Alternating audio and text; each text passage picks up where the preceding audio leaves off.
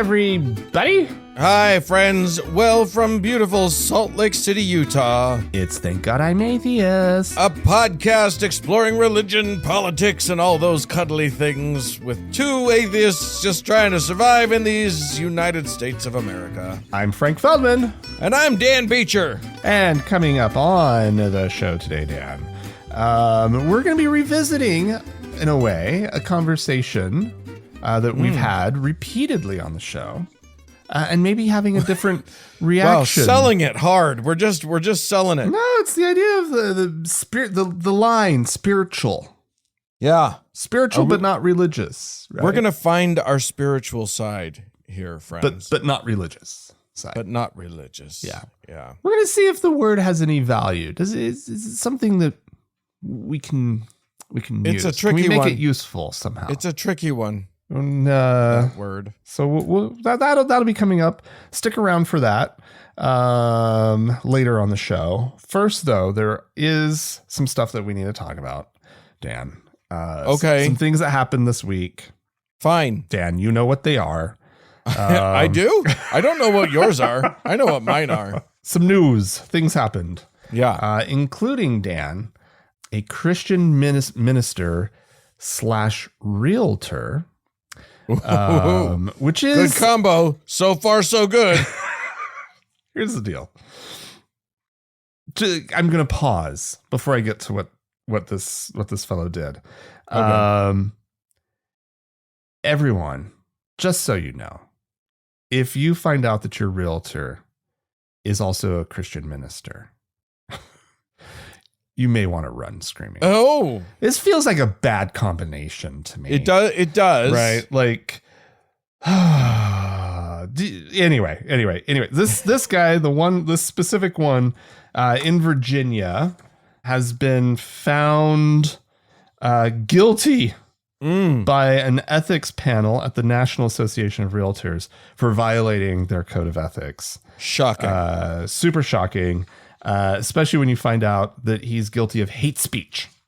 Oh, doubled super duper shocking. Online, he apparently their code of ethics prohibits realtors from using harassing speech, hate speech, epithets or slurs related to race, color, religion, sex, disability, familial status, national origin, sexual orientation, or gender identity. So they have. Well, that's just giving him nothing. What's? How can he be hateful? You've taken away all of the good ones. How can he be a good Christian when he's not allowed to hate on any of these groups? Right. The National Association of Realtors is, of course, it's a trade organization to which I would guess the vast majority of real estate agents in this country, at least indirectly, belong to. I guess when you join your local realtors organization, you are sort of just a part of the NAR at that point. You get a membership, and really they don't have like licensing authority, right? Like you get licensed as a real estate agent with your state, division of real estate or whatever it is, Right. A government office that does licensing.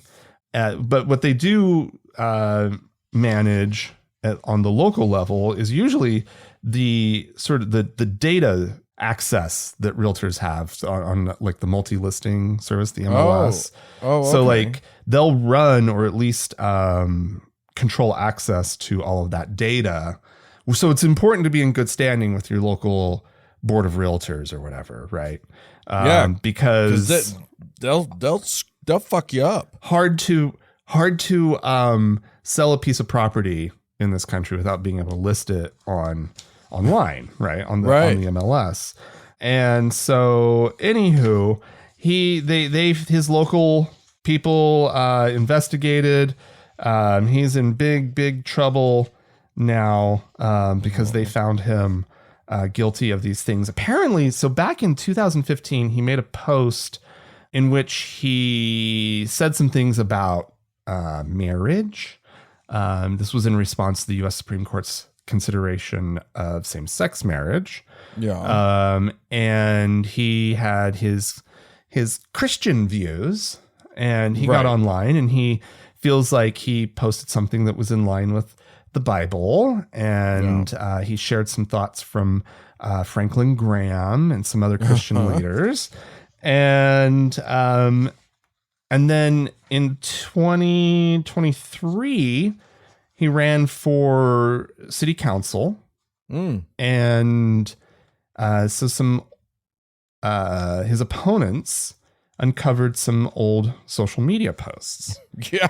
And then that'll happen. And spread them around. And then some people at his local realtors board, the Virginia Association of Realtors, they decided that they were going to like go after him, suspend him or something. Found in violation.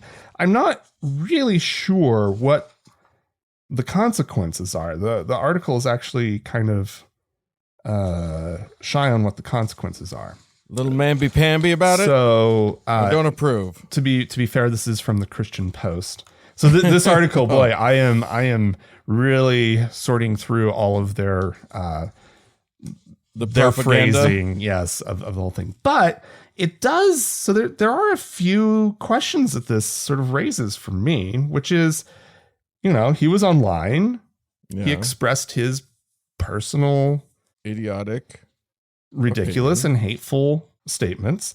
They were not threatening statements, so they weren't really running afoul of the First Amendment. And they were in line with his idiot religion. And they were in line with his, yeah, exactly. And so at a certain point, I actually am trying to figure out what business it is of the NAR to get involved. Yeah, because it wasn't it was not in the context of real estate, right? Yeah. He wasn't going after anybody. And I think there's a thing where we love to enforce restrictions on free speech from our perspective, right? Yeah. It feels good, but we wouldn't want it, we wouldn't want somebody to figure out what was sort of hurtful about these atheist things we say. Yeah. Yeah. And we certainly wouldn't want someone to lose their job or lose access to their livelihood. Yeah. Livelihood because of, sincerely held beliefs, even if they're ding dong beliefs. Like, I think flat earthers are also stupid, but I don't think they should lose their jobs over it unless they're attacking people about it or something. Right. Like, I mean, I sit here and I cringe and have my, I don't like how they're framing this story and that it's like, cancel culture and so forth and so on. Like, here's a quote. Let's see. This is not from him. This is from somebody at a national organization. Let's see if somebody responded. Writing, it is appropriate to not bring up one's religious views. I think this is him. This is him. It is appropriate to not bring up one's religious views while working with clients. It is altogether different when a minister cannot express his or her faith on their personal social media in the privacy of their home. The NAR policy is not limited to working with clients. It applies to the realtor's life 24/7. The cancel culture police are always watching, he says. And so, I mean, the right has this way of, cancel culture, blah, blah, blah, but at the same time, as if they don't participate constantly. Correct. They're not gleefully canceling as many people as they possibly can. Absolutely. Just for the fun of it. And so, I don't know. I know there's a lot of people out there who are probably angry at me for saying that they feel like he has a right to say these things. But I think he has a right to say them. And I think that a trade organization shouldn't be restricting their speech. Should shut their whore mouths about the whole thing. It was hateful, right? It wasn't nice what he said, but like, at the end of the day, like, can't we have thicker skins than that? I mean, I don't know. Like, I don't care what he says about me and my marriage. Like, fuck him. I don't want to. Yeah, I don't want him to lose his. Like, I wouldn't use his services. I would not hire this man. Correct, and that is the appropriate response. And it is, and I think, and here's all the things that were appropriate. Some people, he was running for office, and some people looked into what he had said online. They found it and they spread it around, and people were then able to make a decision about whether they were going to vote for this guy or not. Like, all of that is completely appropriate. He said it. He's standing by it. Right. So get it out there. And then also, consequently, because he put himself out there in front of the public, there are going to be people who decide not to use his services because of his position. There will also be people who choose to use his services.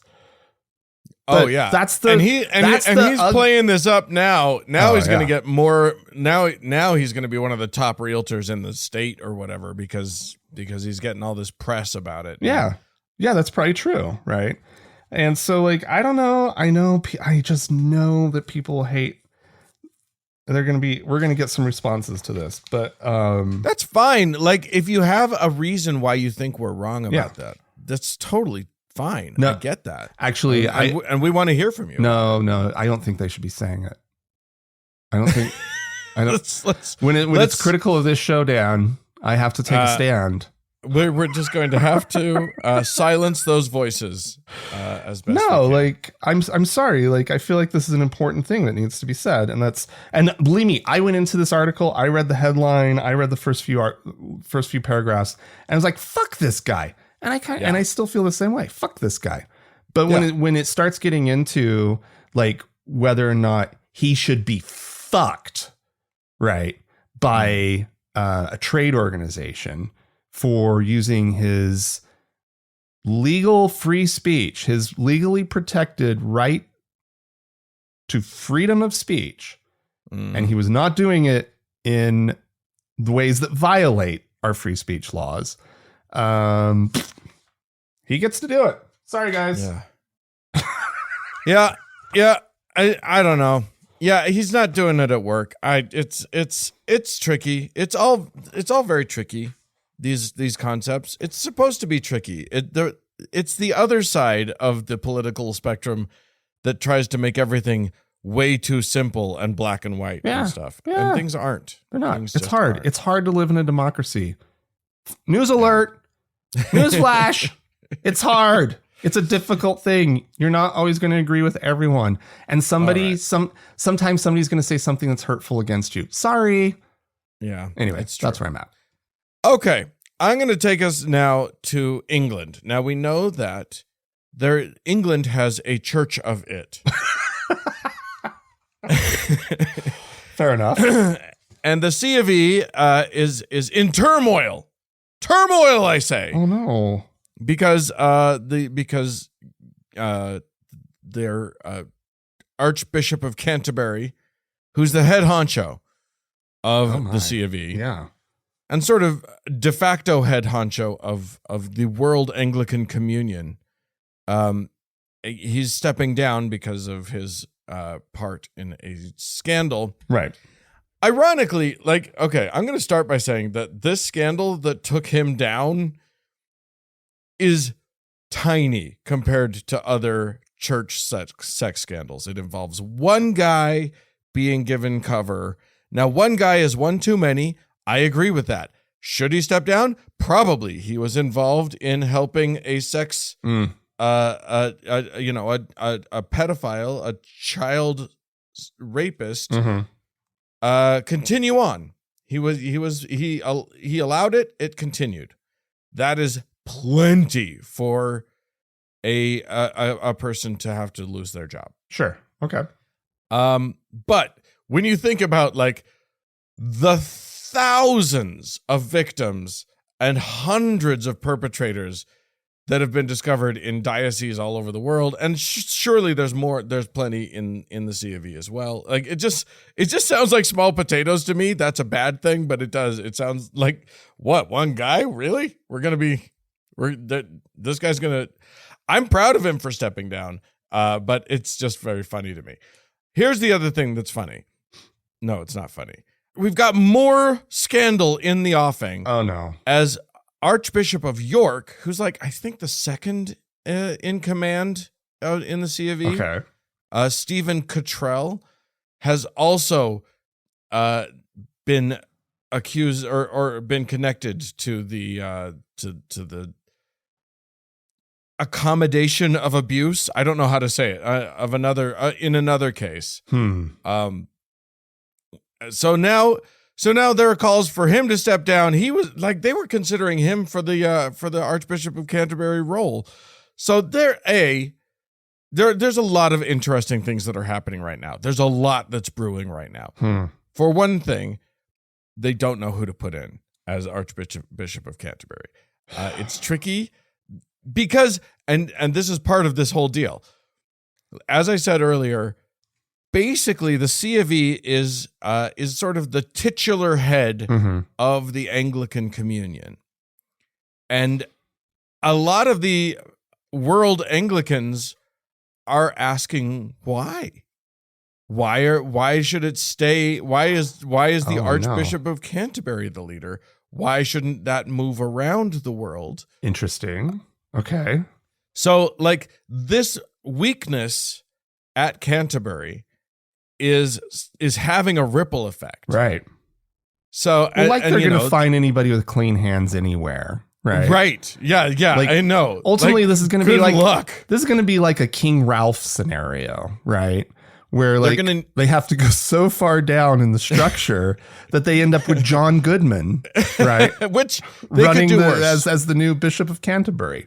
I want to see that movie. Actually, suddenly it's what's his name, Gemstone. It may be, or either that, or they just, it's a new priest that they've, some vicar somewhere that they just barely, frocked. Is that the opposite of defrocked? I can't think of the word. Yeah, sure. Infrocked. Enfrocked. So that that person can't have any scandals. They just became a priest yesterday. Yeah. Or something. Bishop Ralph. That's what I'm saying. Yeah, exactly. The other thing that's going on is that, because here's the thing. When you are a bishop in the Church of England, you automatically become a member of the House of Lords, which is a weird, like the House of Lords is a weird thing in general anyway, sure, in the English Parliament. But as a member of the House of, as like, what do they call it? They call it the bishops. I don't know what it's the Lord's spiritual. That's what they call it. Oh, okay. And now people are starting to ask real questions about, like, really, we're going to put these guys in the House of Lords? Like, as someone pointed out, the UK, England is not predominantly Christian anymore. They are now predominantly non-Christian. Right. And of the Christians in the UK, there may be, I couldn't find a breakdown of this when I was poking around, but this person claimed that there are actually more Catholics than there are Anglicans. Oh, geez. Let's put some Catholic bishops in there. How about some imams? There's plenty of Muslims in the UK. Yeah. They need to start asking themselves those questions. So that's the question, is like, this is like, why are we doing this? These people do not represent even the majority of Christians in the UK, let alone the majority of people in the UK. Yeah. And yet they get a seat at this table. Oh. So anyway, this little house of cards starting to tumble is looking really, really interesting to me. All right. I don't know if anything will happen or change, but things are pretty wobbly over there. Well, I am excited for there to be updates. Yeah. I'm looking forward to you following the story for us, Dan. Oh yeah. I'm on it. I'm riveted. All right, Dan. Yeah. Back here in this country, we have an inauguration coming up. Oh, yeah. Brace yourselves, everybody, because it's going to be the best inauguration ever. Are you planning on participating in the storming of the Capitol now that it's a tradition? I think I might go. I think it might be fun. The annual storming, or the every 4 years. The quad annual storming of the Capitol. That would be a lovely tradition. But of course, it would be sort of sanitized going forward. Well, the Democrats we would have the good decency not to smear poop on anything. I've met Democrats before. Yeah. Somebody's gonna smear. There's gonna be some shit smeared somewhere. It's not just the Republicans, Dan. Yeah, that's true. All right. There's gonna be they love to do these like prayer services, right? Mm-hmm. You get to go and some minister or whatnot gets up and says some things and then prays for the new president. Dear baby Jesus, help Trump to make this country great again. Well, anyway, there is a pay to pray scheme going on. Surprise, surprise. If you want to go pray with Donald Trump, it only costs you $100,000. Tickets to the service go to those who pay that much or who raise $200,000 for the inaugural ceremonies.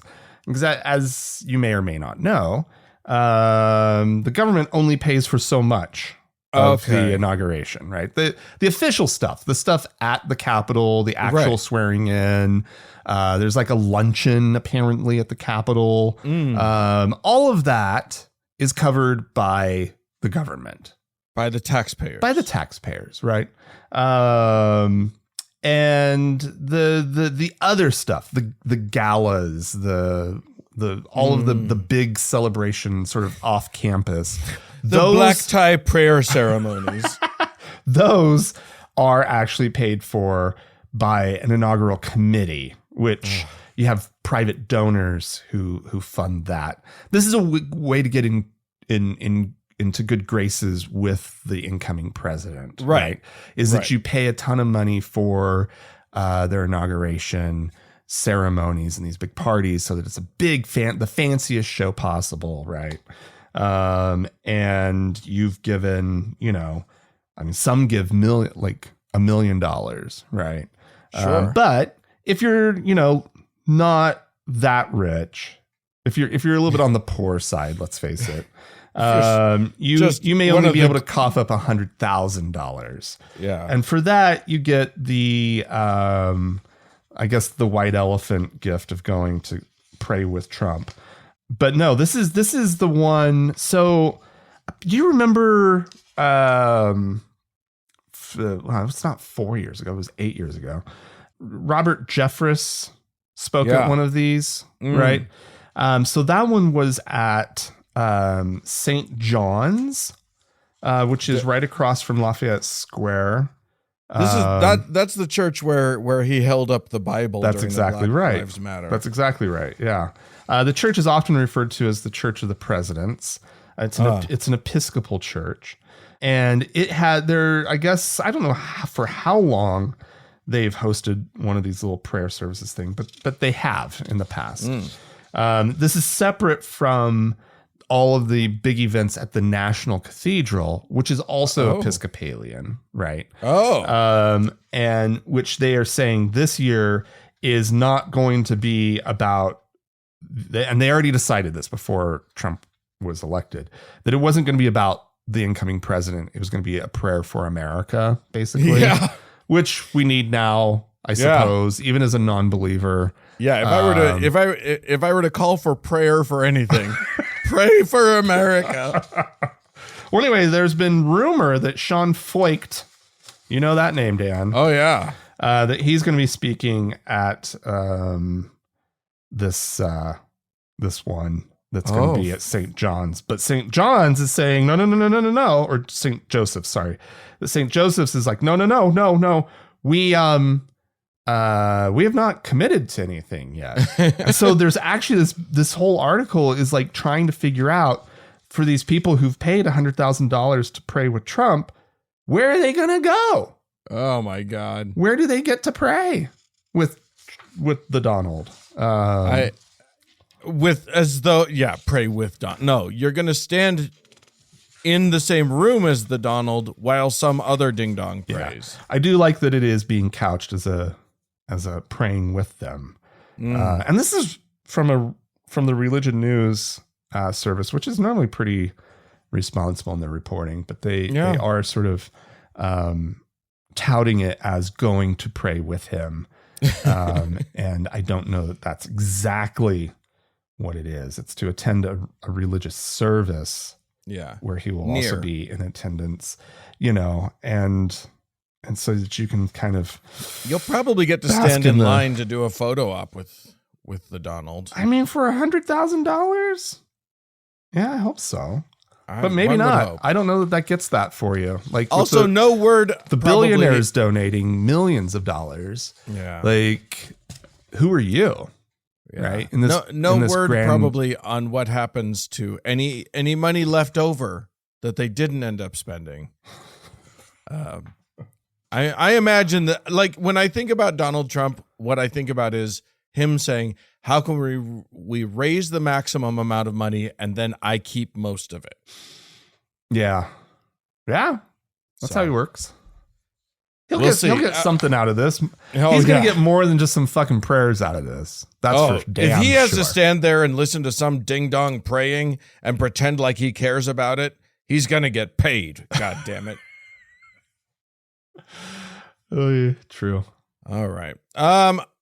Speaking of the fact that our country is now a Christian nationalist hellscape, your old stomping grounds, Oklahoma, is determined to stop educating the kids. Did they ever? Here's the deal. I don't think you can make education in Oklahoma worse. Oh shit! Sorry, Oklahoma. I mean, you came out of it. You know what you're talking about. I mean, that was 120 years ago. But. I actually applaud anybody or somebody actually noticing that there are schools in Oklahoma. It's just, I'm surprised that it's not entirely homeschool at this point. Yeah, because everyone, you don't get modern Oklahoma if there's schools. If they're educated. If the kids are getting educated at school. Okay, anyway. Well, sorry, Oklahoma. Oh. Listeners will recall Ryan Walters, who is the Hitler Youth graduate who now is the superintendent of schools in we Oklahoma. Laugh now. I'm not laughing at all. Anyway, okay, I laugh now. For the sake of legal purposes, that is a joke. He was not, to my knowledge, a part of any Hitler Youth organization for real. No, not to your knowledge, he wasn't. To my knowledge, he was not. He looks like he was, or wanted to be. That's a fair statement. Yeah. Anyway, this is the same guy that ordered a bunch of Trump Bibles for the schools. This is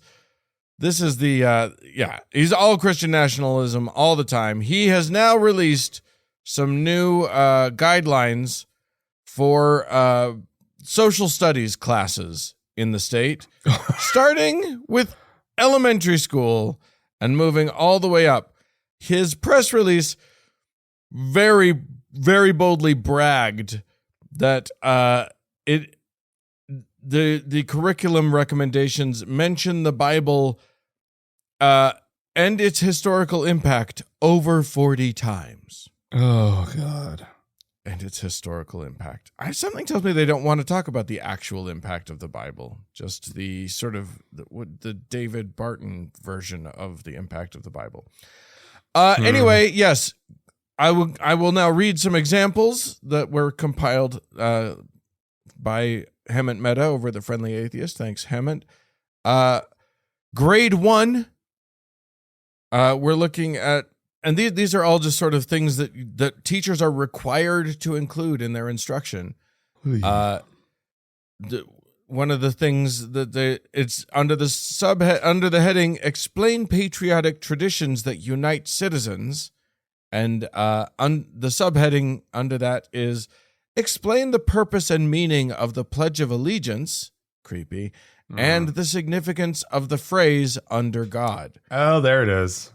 Which will, of course, our listeners know, the phrase "under God" wasn't even part of the Pledge of Allegiance for the first 20 some odd or more years that the pledge was used, and it was only added in the 50s, just for political reasons. Red Scare type stuff. Yeah. That's super fun. If you could the teacher put it into that context? I don't see why they couldn't. What you just read, that would. It's so there was this guy called McCarthy. Yeah. Okay, let me tell you about this. Which is where the word McCarthyism comes from. Right. Jimmy, did you get that? I do feel like there are lots and lots of opportunities for malicious compliance in this. Sure. I'm going to take us to a few more examples. First graders also will get the chance to quote, to hear their teacher identify and explain the meaning of the United States official motto, "In God We Trust," including the importance of religion to American people. Oh my God. All right. Yeah.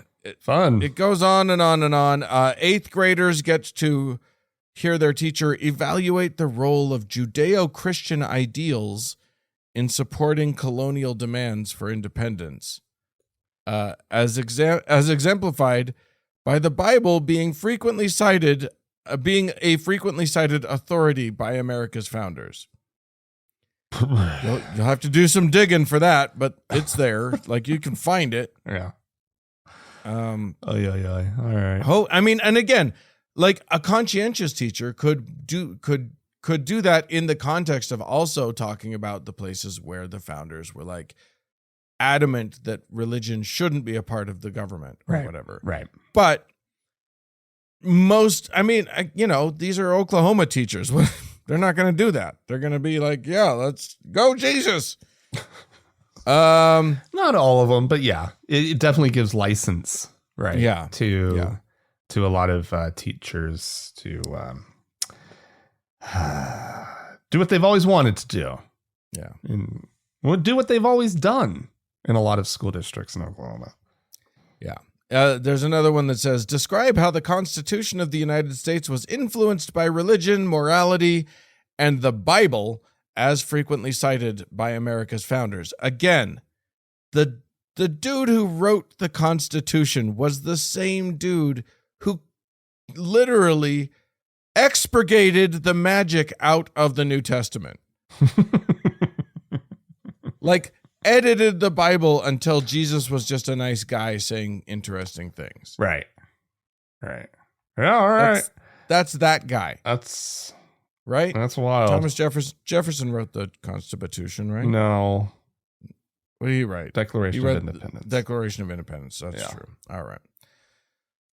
But anyway. Anyway, you guys know what we're talking about. We're not history guys here. We're just anyway. There are innumerable stupid things that these teachers are going to have to impart to their kids. Yeah. I think all the teachers in Oklahoma should quit. Just leave. I think would anyone notice? Right? God, you were mean. I feel like we need to just provide an underground railroad to get all of at least our listeners out of the South. Yeah. Like, it's not okay what's happening down there. Get your kids out of there. Anywhere in the Bible Belt. Probably here too in Utah. It's probably going to be bad here too. Yeah. Easier said than done though, Dan. It is. That's why I'm saying we need a system. We need a support structure in place. Yeah. All right. Well, if you'd like an example, Dan, of what's coming next for Oklahoma. Oh, I don't. Let's go to Malaysia. Where they have a dual track legal system, which is more generous than actually the good people in Oklahoma would probably do with their Christian laws. But yeah, so Malaysia's Muslim majority, right? They have a dual track legal system that has the Muslims, I'm pretty sure, have to participate in, right, for criminal and family laws that are applicable to Muslims. They would be foisted over there. But anyway, there was a fellow by the name of Mohd Effendi Awang. He's 42 years old. He's been convicted of the Islamic crime of Khalwat, which is being translated as the crime of close proximity with a non-family member of the opposite sex. It's like being in the room alone with, if you're a man, being in the room alone with a woman, who is not your family member. This is his fourth offense. He's a repeat offender, and they have sentenced him under the Islamic laws to 6 strokes of the cane and a fine. He did plead guilty. One hates to think what would have happened to him if he hadn't. I'm just curious. Like, okay, he gets caned.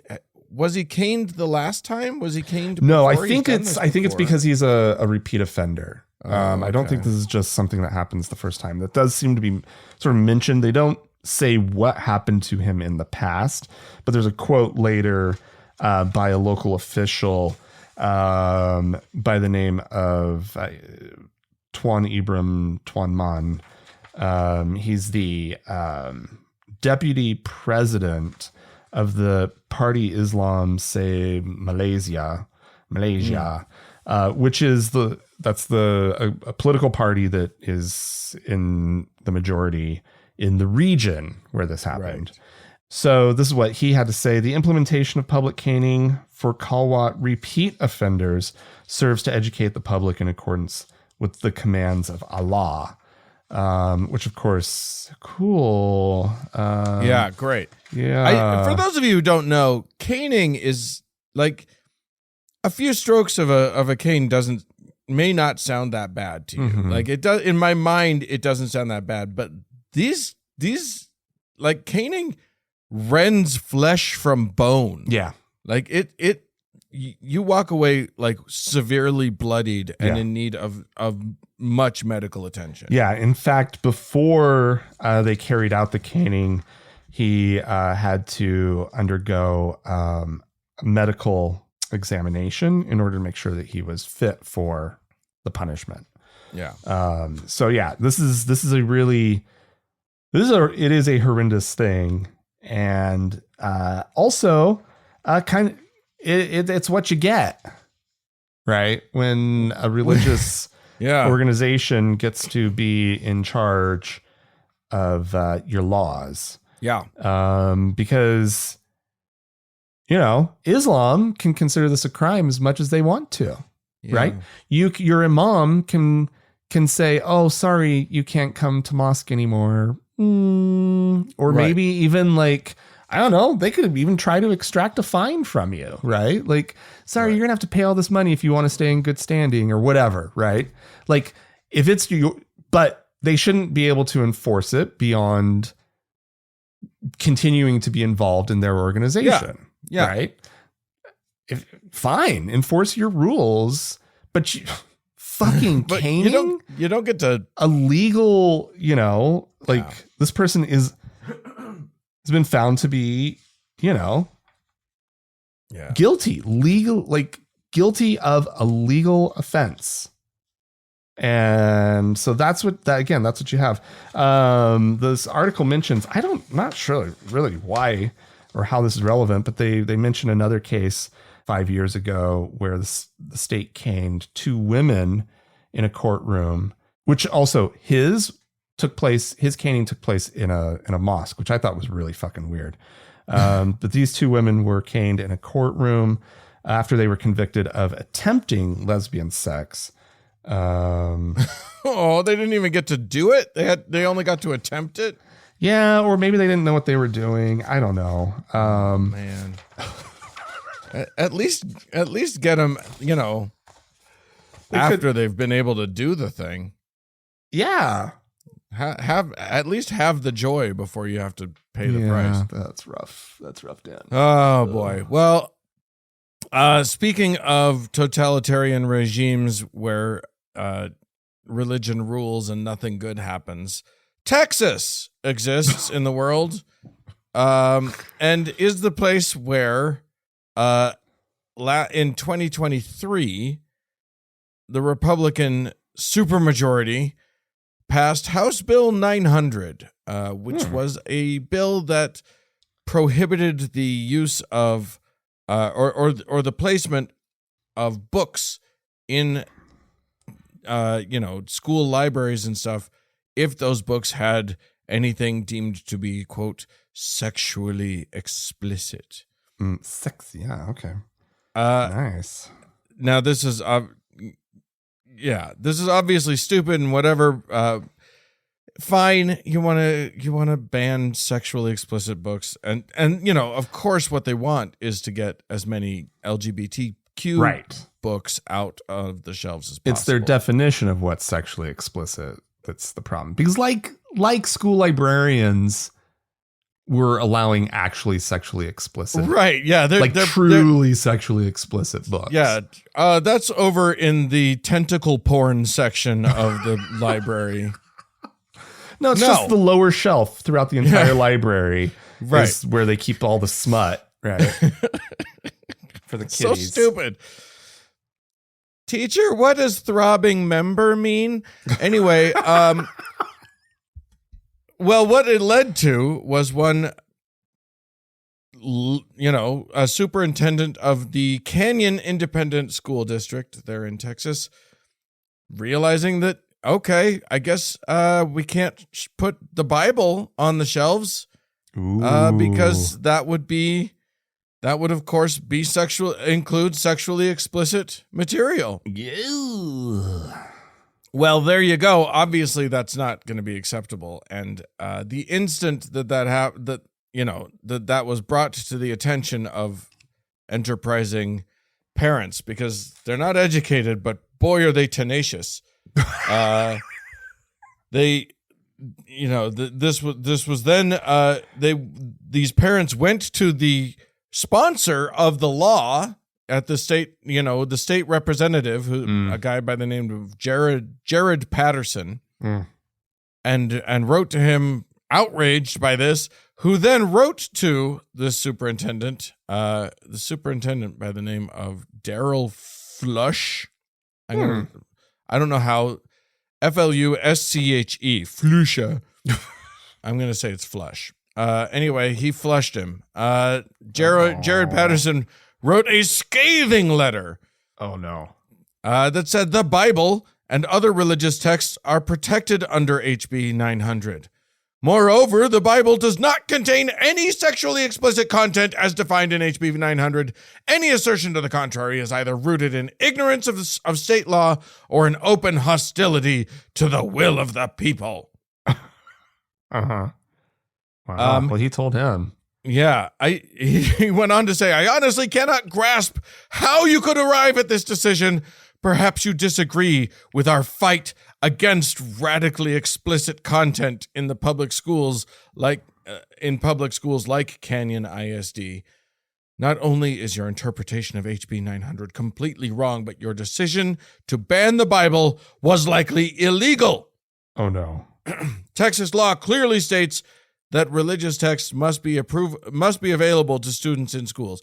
One of the interesting things is that Flush had decided to include, he did still have books that contained Bible segments, sections, stories, etc. Just not the sexy parts. Okay. I mean, the Bible includes rape. It includes incest. It includes plenty of sexually explicit stuff. It includes gay stuff. It includes all sorts of stuff. The Bible is, and I think we should agree on this, inappropriate for children. Totally. Like, it is wildly inappropriate for children. Yeah. But that's because it's their document, they just cannot see it as anything but pure goodness. Anyway, the Bible got put back on the shelves. Oh, good. Good. What else were these kids going to read? Right? Yeah. The comforting part of all of this is that no child in their right mind is going to read the Bible. They're just not. It's too boring. They'll get 2 chapters, 3 chapters in and be like, what is this? Yeah. I can't. Even if it was the only book left in the library. Yeah. Right. There might be one enterprising, like, little reader, bookworm nerd who really just tries to dive in. But I have no worries about that nerd actually, like, becoming radicalized as a Christian nationalist. That kid is destined to be on our side. I don't know. Well, maybe not. Yeah, that's bold. I wouldn't trust that. That's the only thing the kids ever read. Well, I'm not saying that. I'm saying that a kid that's willing to read the Bible is a reader. That kid is reading. That kid is out there getting books. Fair enough. All right. Well, if you'd like to write in to us about this or any of the things that we have spoken about today, feel free to do so. Podcast at thankgodimatheist.com. Or call and leave us a voicemail message. The telephone number is 424-666-8442. Stick around. There's more show coming up.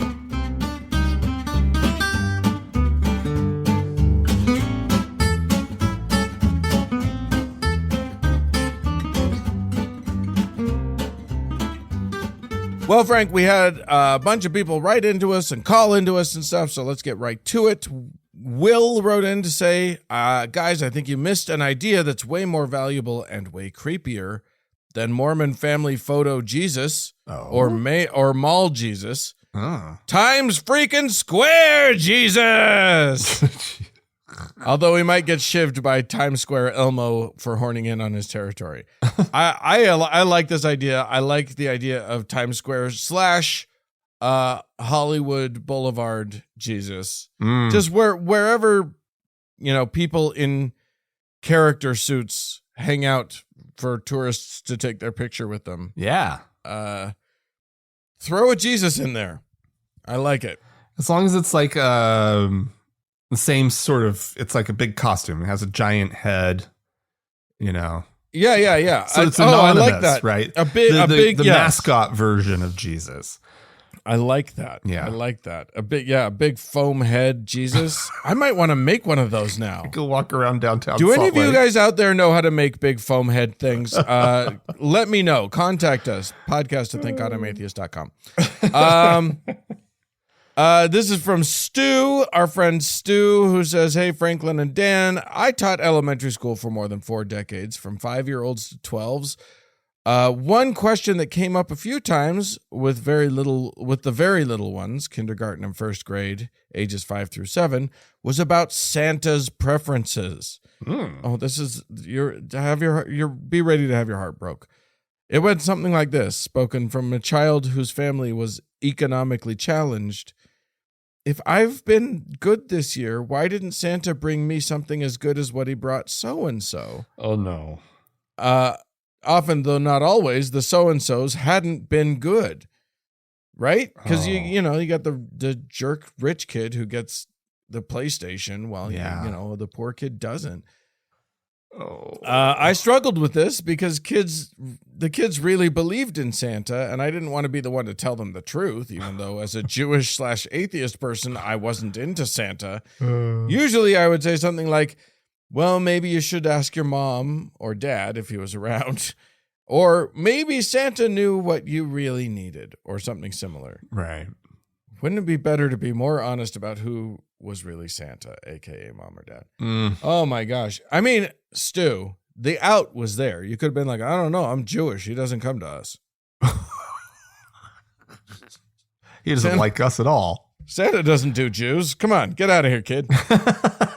Go ask your priest or something. I got nothing on this. Wrong person. Oh no. Oh, that's just the worst. Yeah. We have a voicemail, do we not? We do indeed. From somebody who wanted to let us know how they spent Christmas this year. Okay. Hey, Frank and Dan. My name is Natalie Tatiana, and I wanted to share how I celebrated Christmas this year. I decided to secretly rebel against the system by joining the Satanic Temple on Christmas morning. It was this teeny tiny act that made me smile over and over throughout the day and really got me through it. And it also feels like I'm honoring Jesus by continuing to sin, so that his death is never, ever in vain. Anyway, that is all I wanted to share with you guys. Thank you so much for all you do, and Happy New Year. Bye. You can tell she's new because she didn't even close the call out with Hail Satan. I just don't. All right. I love it. Yeah, why not? Yeah. Why not? Poor Jesus, though. Why do you make Jesus suffer? Stop making him cry. We're all making Jesus cry. I kind of like it. That's what you just think about. Is like, I don't sin enough. I need to sin more. Just so that Jesus has one more drop of blood coming out of a pore. oh no, not poor Jesus. Oh, poor Jesus and his many sufferings. Mm-hmm. I didn't ask for him to redeem me. There's nothing I can do. This was not my choice. Don't blame me, Jesus. Celine from Switzerland wrote in to say, "Hi, Frank and Dan. I'm on my way home for Christmas, and as I'm listening to your latest episode of TGIA, even though I generally get along very well with my family, I made a bullshit bingo to help me get me over the holidays. Depending on how this turns out, I'd recommend it as a tip for next time you do a segment like this, how to survive the holidays back home on the show. I'll let you know." Yeah. Do let us know. How did we not think of this, Frank? A bullshit bingo card that you can just sort of slide to all of the cousins that you know are kind of on your side about everything. You just sort of slip them the bullshit bingo, and then everyone does knowing glances to each other when Uncle so and so starts talking about the damn atheists are ruining Christmas and they don't have a right to be merry or whatever. Whatever it is in your family, you know your family. Don't have the right to be merry. That's right. There's a whole billboard about it, Frank. Remember? Indeed. All right. Well, we've got some folks to thank, and I'm going to start us off by saying thanks to Ellen, who is she's a priest, one-time donation over on PayPal. Basically, and she wrote us a little note, so I'm going to read it. I enjoy making a point of annual gifts to you and the Fufferf at this time of year. Love the podcast, a highlight of each week. Thanks for all the great work helping other atheists and apostates survive life in these United States. Nice. I don't know how well we're surviving, but we're holding hands while we go down in flames, so that's important. So thank you so much, Ellen. Do I assume we have some other folks? Yeah. Well, before we get to that, I'd like to just point out that if you'd like to support the show, you can go to thankgodimatheist.com/donate, where you have all these options. You can. We've made it so easy for you. There's the easiest thing in the PayPal world. options if you want to do a one-time or a monthly donation. There's the Patreon option. That's we're going to get to it. There's going to be some changes over on Patreon, but please go and join up and join the ranks of these fine humans. Indeed. And also you can leave us a review and there's instructions there. And it's sort of an ask to, go to, your iTunes or whatever you listen to. Your Spotify, your whatever. Give us some stars. Yeah. Light up our night sky with 5 stars. Does iTunes even exist anymore? I don't even know. But go to the Apple thing, your podcast app, and give us some 5 stars. We do appreciate it. As always, Dan, we have our top donor to thank, our Lord and Savior, Davis. More show coming up.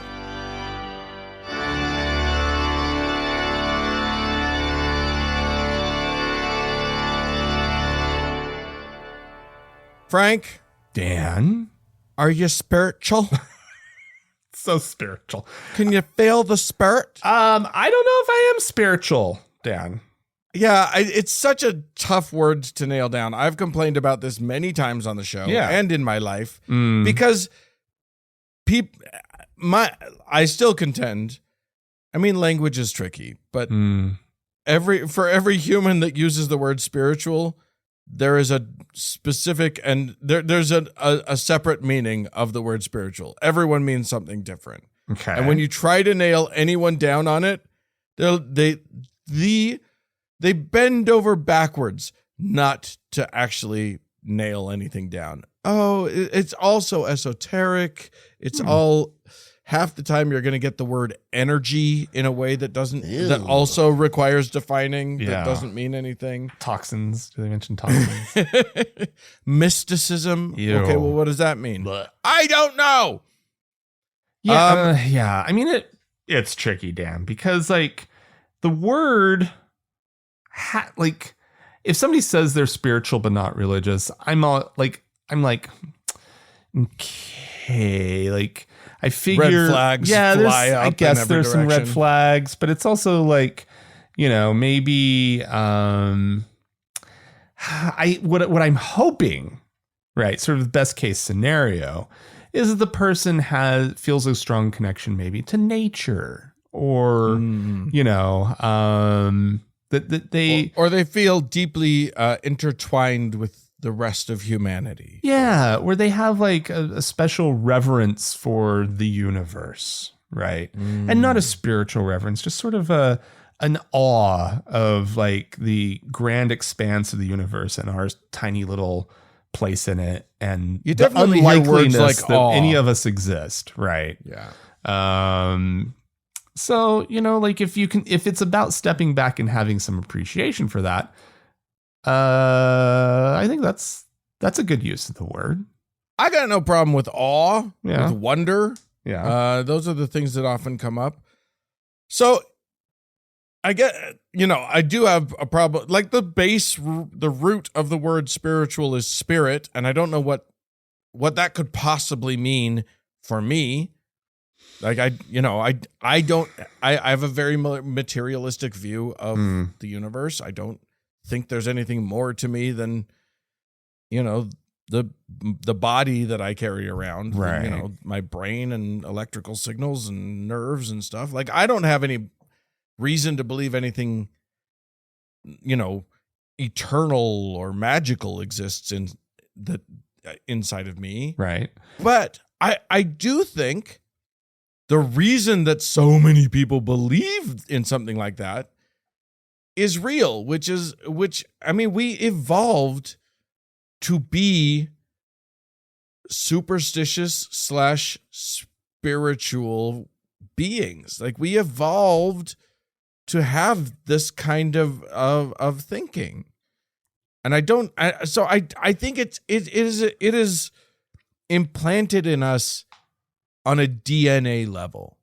And I think we can think our way out of it, as I would say you and I have done.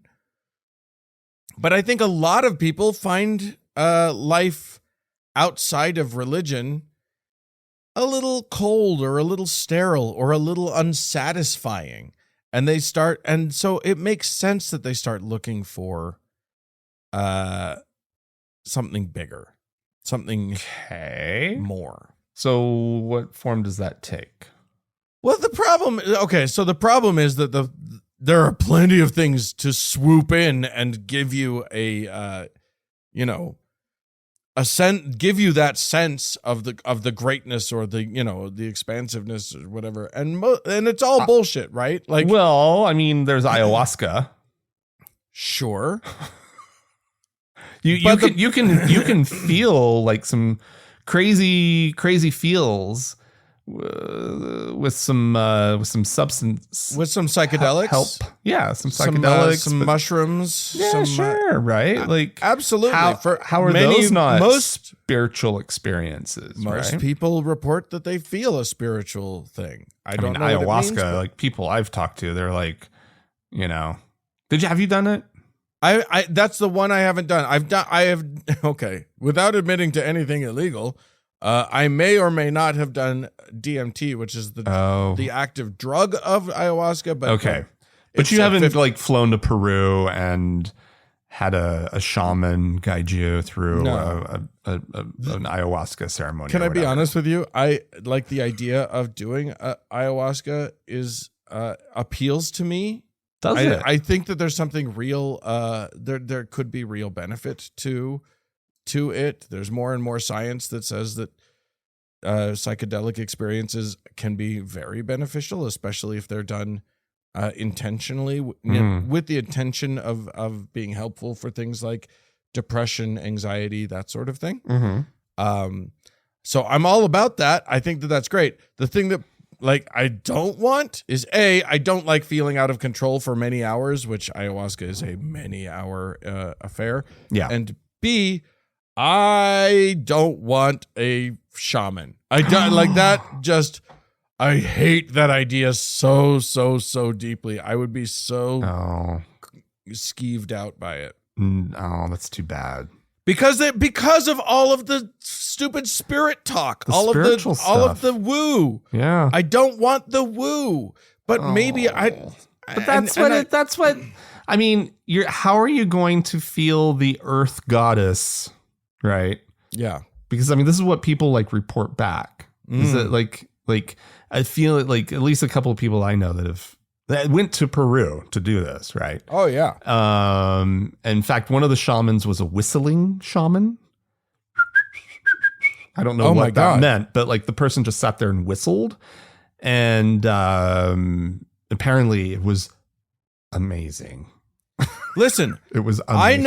I know personally too many people who have told me one ayahuasca ceremony was the equivalent of 10 years of therapy. Absolutely. Yeah, I've heard that too.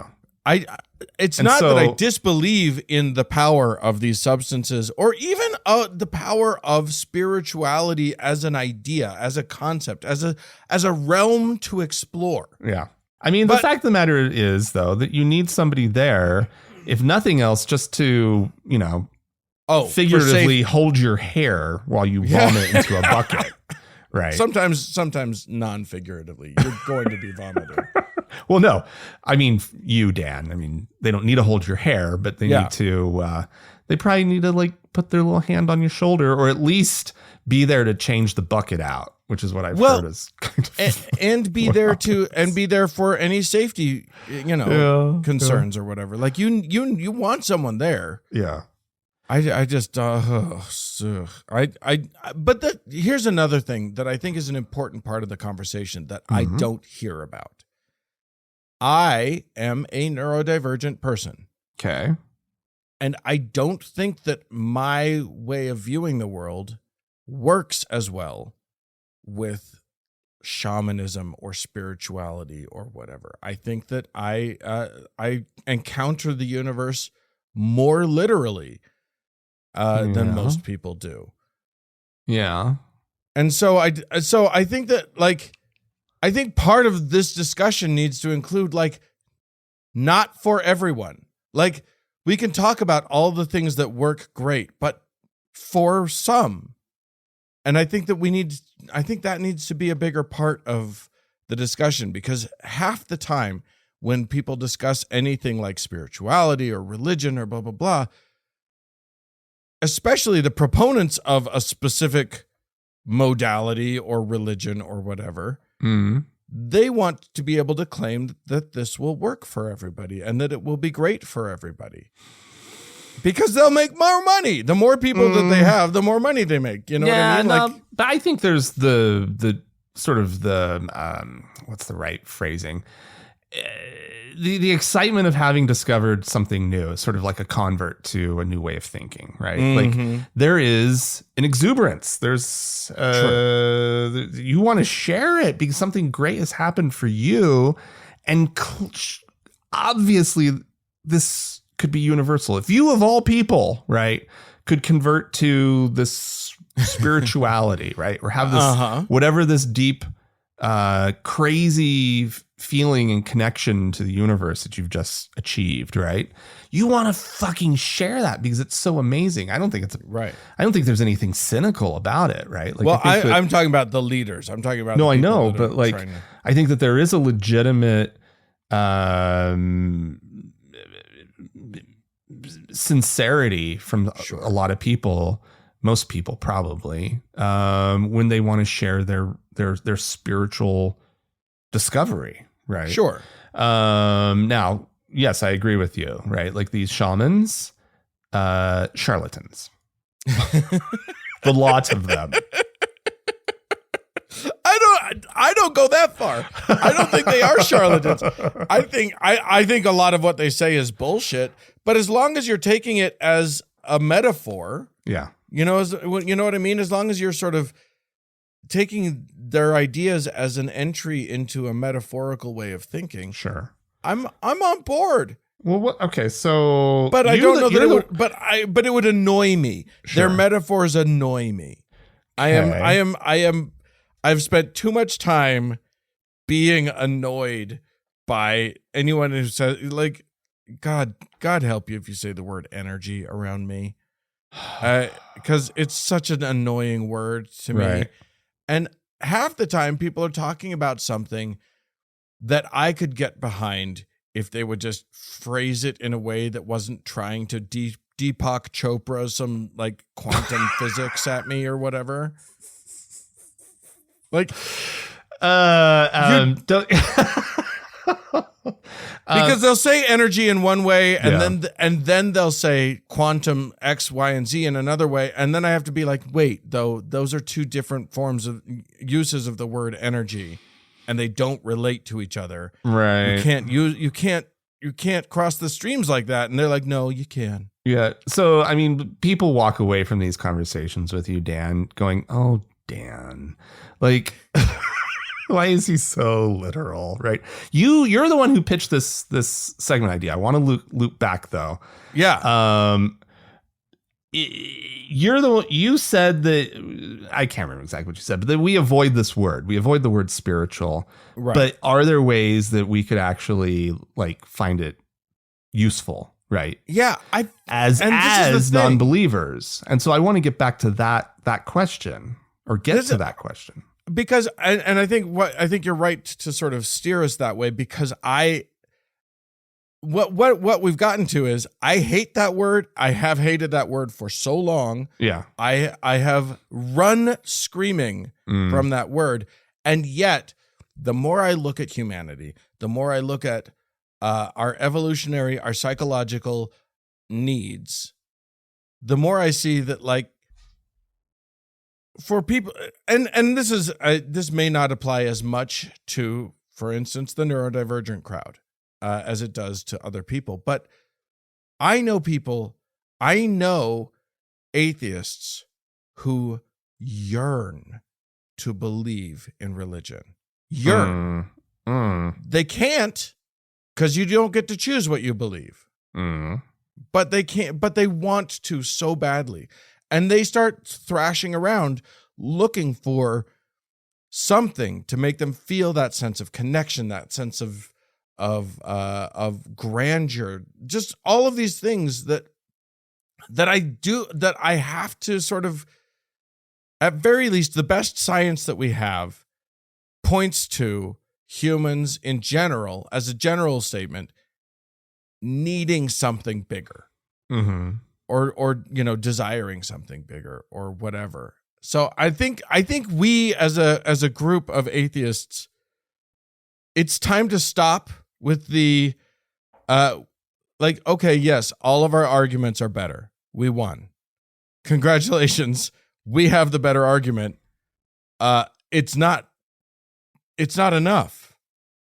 We need more than just having the better argument because then people, great, we've extricated them from the big harmful religion or whatever, and now they're facing the void and they're terrified. Yeah, people need their feels, right? Like, yeah, and that's probably most people, right? I would say so. And so like what you just described atheists who sort of, pine for belief in a way. That's an interesting thing to me, because the moment that they can find permission to believe, they will. Yeah. Right. Whereas, I'm so far on the other side, right? Like, I don't know how you, like, my conversion to some sort of religious or spiritual path would be, I can't even imagine it, right? No, you and I are so far gone, it's absurd. But here's the deal, though, Dan, and I want to push you just a little bit harder. You pitched this. I honestly thought that you'd had some sort of, maybe not spiritual conversion, but some kind of conversion in your thinking, right? That for you to want to talk about this, like, is there more?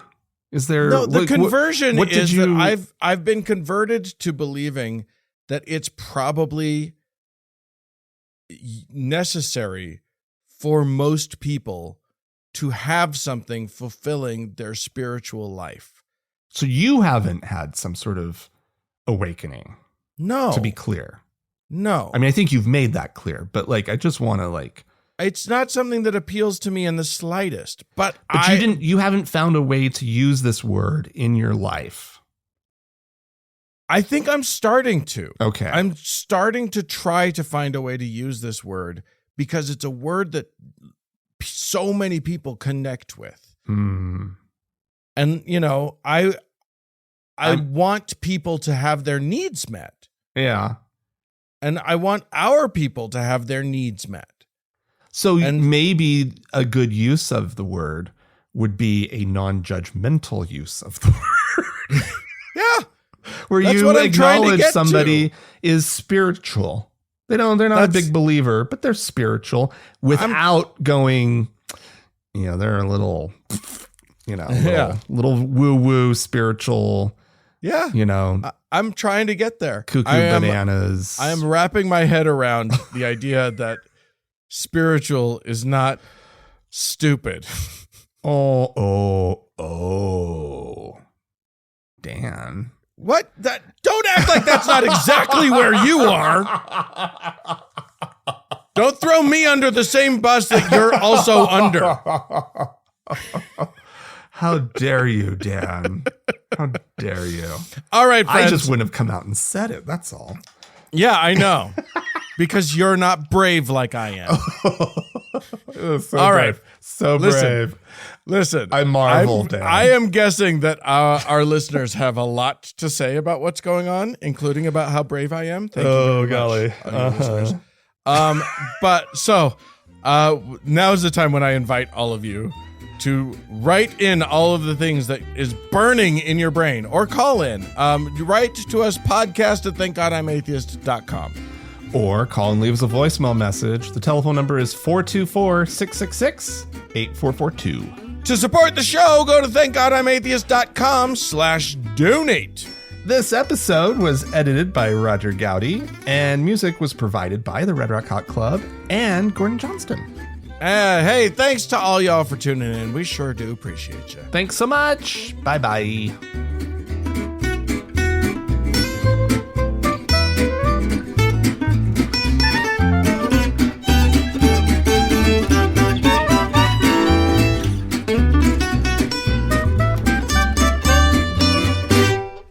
Thank God I'm Atheist is a production of TGIA Media, LLC, copyright 2024, all rights reserved.